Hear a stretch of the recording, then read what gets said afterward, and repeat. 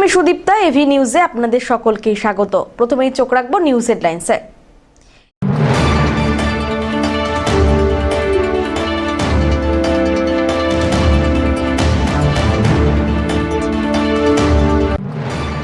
বিশ্বকাপে ভারতীয় মহিলা ক্রিকেট দলের জয়ে শিলিগুড়ির গর্ব, রিচা ঘোষকে ঘিরে শহরে উৎসবের আমেজ।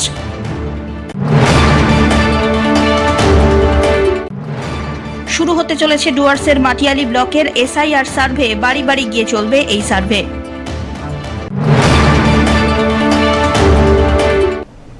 এবার আসছে বিস্তারিত সংবাদে। বিশ্বকাপে ভারতের মহিলা ক্রিকেট দলের অসাধারণ জয়ের পর আনন্দে মেতে উঠেছে গোটা দেশ, আর সেই আনন্দের ছোঁয়া পৌঁছেছে উত্তরবঙ্গেও। শিলিগুড়ির গর্ব, ভারতীয় দলের উইকেট কিপার ব্যাটার রিচা ঘোষের সাফল্যে সোমবার শিলিগুড়ি জুড়ে ছড়িয়ে পড়ে উৎসবের আমেজ। শিলিগুড়ির কাঞ্চনজঙ্ঘা স্টেডিয়ামে রিচা ঘোষের সমর্থকরা একত্রিত হয়ে বিরাট কেক কেটে দলের জয় উদযাপন করলেন। দেশ জুড়ে ভারতীয় মহিলা দলের বিজয়ের গর্ব ভাগ করে নিতে শিলিগুড়িবাসীও অংশগ্রহণ করেন আনন্দ উৎসবে। অন্যদিকে গোষ্ঠপাল মূর্তির সামনে নান্টুপালের উদ্যোগে আরও একবার কেক কেটে রিচা ঘোষের সাফল্য উদযাপন করা হলো। স্থানীয় মানুষ, পথচারী এবং ক্রীড়া প্রেমীরাও এই আনন্দঘন মুহূর্তে সামিল হন। আয়োজকদের পক্ষ থেকে জানানো হয়েছে, রিচা ঘোষের এই সাফল্য কেবল শিলিগুড়ির নয়, সমগ্র উত্তরবঙ্গের গর্ব। ভবিষ্যতে তিনি যেন আরও সাফল্য অর্জন করেন, এই কামনাতেই শহরবাসী দিনটি কাটালেন উচ্ছ্বাসে এবং উদযাপনে। 94 রান তো খেলেছে, দারুণ খেলেছে, কিন্তু রিচা দুটো ইনিংস মনে রাখবো, সেমিফাইনালের ইনিংস আর ফাইনালের ইনিংস। সেমিফাইনালে ওই ছোট্ট বলে ছোট্ট রান, কালকে সেই 34 রান রিচা কোথায় যে নিয়ে গেল ইন্ডিয়ান টিমকে, শিলিগুড়ির মান মর্যাদাকে কোথায় নিয়ে গেল তা আমরা কল্পনাও করতে পারছি না। রিচার এই সাফল্য শুধু ভারতের চ্যাম্পিয়নশিপের লড়াই না, শিলিগুড়ির মহিলা ক্রিকেটকে আরও এগিয়ে নিয়ে যাবে, এটা আমরা আশা করি। কারণ মহিলা ক্রিকেট আমরা শুরু করছি আগামী পরশু দিন থেকে।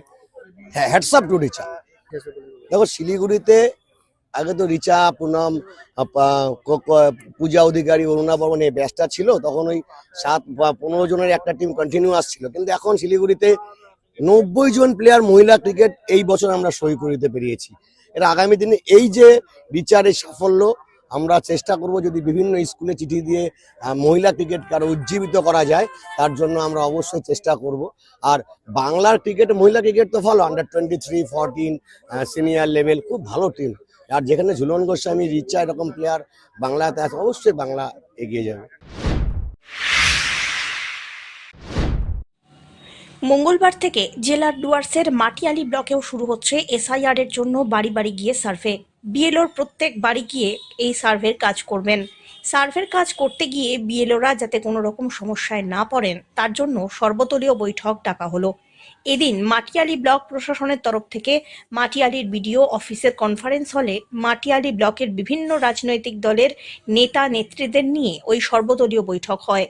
এই দিনের বৈঠকে এসআইআর নিয়ে যাবতীয় বিষয়ে বিস্তারিতভাবে বলেন মাটিয়ালির বিডিও অভিনন্দন ঘোষ।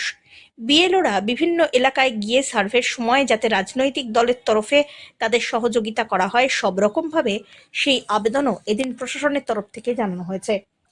এই দিনের এই সর্বদলীয় বৈঠকে তৃণমূল ছাড়াও বিজেপি, সিপিএম এবং জাতীয় কংগ্রেসের নেতৃত্বরা উপস্থিত ছিলেন। ধীমান রায়ের রিপোর্ট।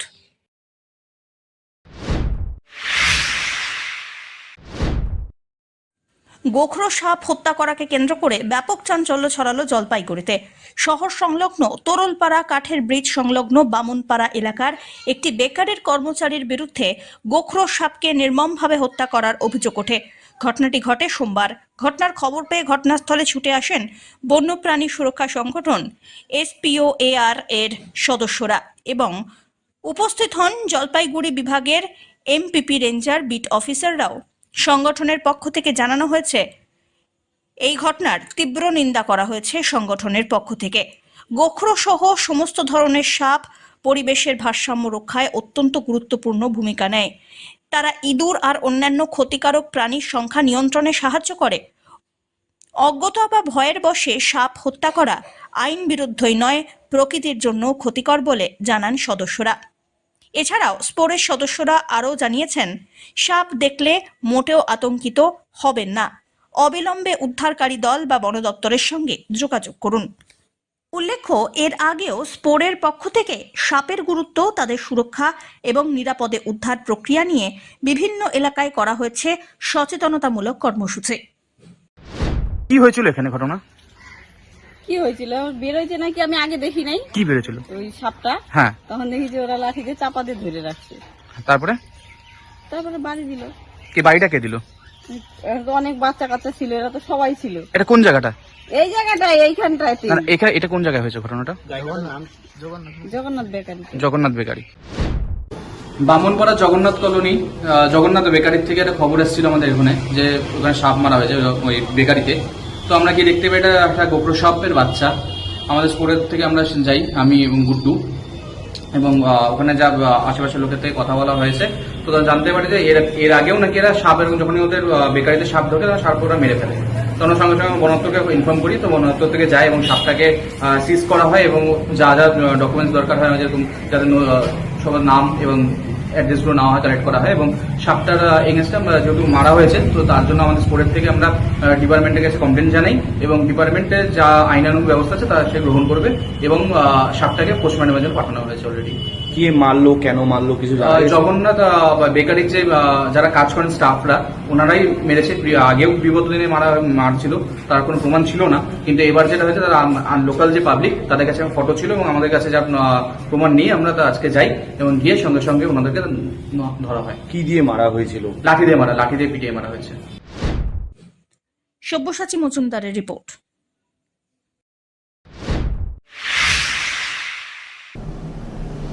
নিয়ে নিচ্ছে ছোট্ট একটি বিরতি, ফিরে আসছি বিরতির পর, সঙ্গে থাকুন।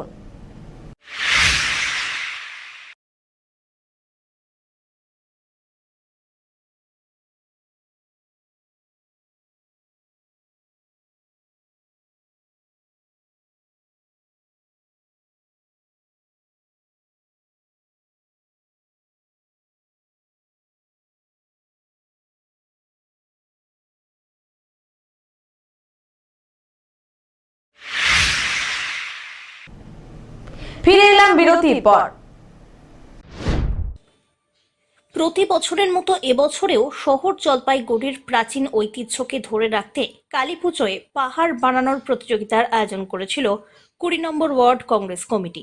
উদ্যোক্তাদের তরফ থেকে স্থানীয় কাউন্সিলর ২০ নম্বর ওয়ার্ডের শুভ্রা দেব জানিয়েছেন, বিগত বছরগুলির মতো এবারেও কালীপুজোয় পাহাড় বানানোর প্রতিযোগিতা অনুষ্ঠিত হয় ২০ নম্বর ওয়ার্ড কংগ্রেস কমিটির পক্ষ থেকে। শ্যামা পুজো উপলক্ষেই এই বিশেষ আয়োজন। এবারে ৬ষ্ঠতম বর্ষ। রবিবার এক অনুষ্ঠানের মধ্যে দিয়ে এই পাহাড় প্রতিযোগিতার বিজয়ীদের হাতে পুরস্কার তুলে দেওয়া হলো। উল্লেখ্য, পাহাড় বানানো প্রতিযোগিতায় এবছর প্রথম হয়েছে জিৎ রায়, দ্বিতীয় 9 স্টার গ্রুপ এবং তৃতীয় দীপায়নশীল। এছাড়াও এই দিন প্রতিযোগিতায় অংশগ্রহণকারী ৪২ জনকে সান্ত্বনা পুরস্কার দেওয়া হয়। অনুষ্ঠানের ওয়ার্ড কাউন্সিলর শুভ্রা দেব, পাহাড় কম্পিটিশনের সভাপতি শত্রুঘ্ন সিং সহ ওয়ার্ডের বিশিষ্ট ব্যক্তিরাও উপস্থিত ছিলেন। সব্যসাচী মজুমদারের রিপোর্ট।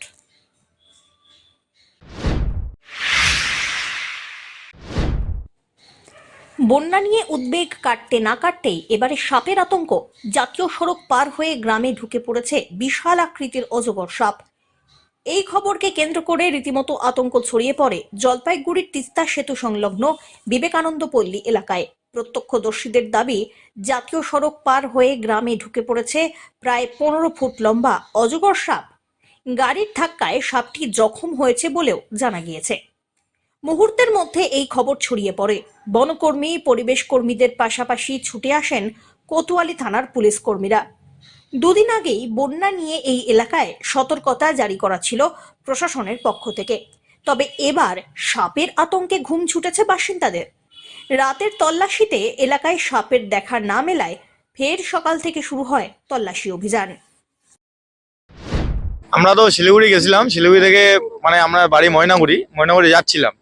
তো এই জায়গাটায় দেখি এই একটা মানে বড় একটা কিছু একটা পড়ে আছে। তো আমরা বাইকে গল্প করতে যাচ্ছিলাম, প্রথমে কিছু গাছের লক টক এরকম কিছু ভাবছিলাম। তারপরে আমার মনে হলো, কেমন সন্দেহ হলো যে সাপ কিছু একটা হবে। তো আমরা ওই দিক থেকে রিটার্ন করে আইসে দেখি সাপ, মানে অনেক মোটা, মানে মিনিমাম গোলাইটা হবে 2 থেকে 3 ফুট, আর লম্বাটা হবে মোটামুটি 15 থেকে 16 ফুট, ঠিক আছে। তারপরে আমরা আস্তে আস্তে দেখি এদিকে পার হচ্ছিল, মাথাটা প্রায় রাস্তার মাঝখানে চলে গেছে, লেজটা এদিকে ছিল।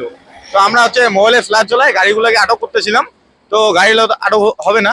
তো একটা গাড়ি কি করলো, উপর দিয়ে উঠাই দিল, হ্যাঁ 6 জায়গা গাড়ি ছিল, উঠাই দিল। তারপর সাপটা ওইখান থেকে একদম পেঁয়াজ খেয়ে একদম এইখানে আসলো, এইখান থেকে এসে এদিকে নামিয়ে গেল। তারপরে তো আমরা থানায় ফোন করলাম, কতগুলি থানায়।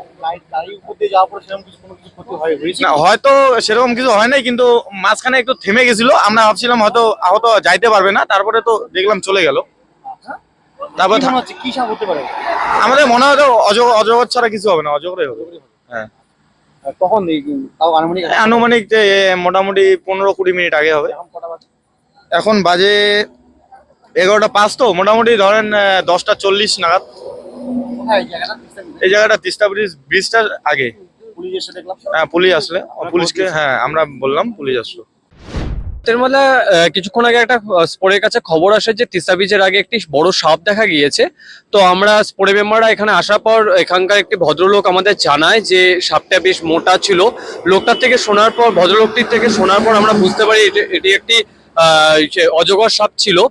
এবার সাপটার উপর দিয়ে নাকি গাড়ি চলে গেছে, কিন্তু আমরা জঙ্গলে খোঁজাখুঁজি করলাম, আমাদের মেম্বাররা কোনো সাপ আমরা এখন অবধি খুঁজে পাইনি। এখন রাত হয়ে গেছে, এখন এখানে খুঁজে পাওয়া সম্ভব না। আমরা এখানে পুলিশ প্রশাসনও এখানে উপস্থিত আছে। এই জঙ্গলের মধ্যে, এই রাতের মধ্যে, অন্ধকারের মধ্যে খুঁজে পাইনি। তো আমরা পুলিশ প্রশাসন প্লাস এখানকার স্থানীয় লোকদেরকে বললাম যদি সকালবেলা কোনো সাপ দেখা যায় আমাদেরকে ফোন করতে, আমরা অবশ্যই উদ্ধার করে সাপটাকে নিয়ে যাব। যদি কোনো অসুস্থ থাকে, যদি গাড়ি চলে যায়, ট্রিটমেন্টের ব্যবস্থা বন দপ্তরের সাথে কথা বলে আমরা অবশ্যই করব। ওনারা যে হিসেবে বললো সাপ, তাতে তো বড় সাপ যেটা বললো, বড় সাপ, এটা হলো অজগর সাপ, বার্মিজ পাইথন, বেশ বড়ই হয়। বিভিন্ন জল জমেছে, লাস্ট কয়েকদিন বৃষ্টি হয়েছে, সেজন্য জলের জন্য এখানে এসেছিল, রাস্তা পার হতে চেয়েছিল, কিন্তু গাড়ি ঘোড়া এখানে চলার জন্য রাস্তা পার হতে পারেনি, আবার জঙ্গলের দিকে চলে গেছে। পিনাকি শীলের রিপোর্ট।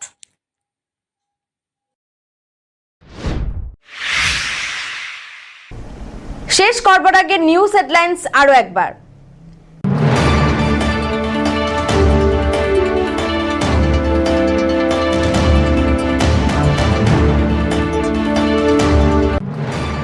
বিশ্বকাপে ভারতীয় মহিলা ক্রিকেট দলের জয়ে শিলিগুড়ির গর্ব, রিচা ঘোষকে ঘিরে শহরে উৎসবের আমেজ।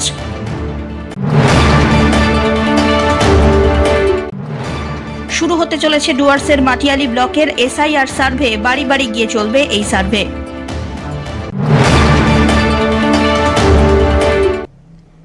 এখনকার মতন এভি নিউজ এ পর্যন্তই। পরবর্তীতে আসছি আরো সংবাদ নিয়ে, দেখতে থাকুন আমার ভিশন। নমস্কার।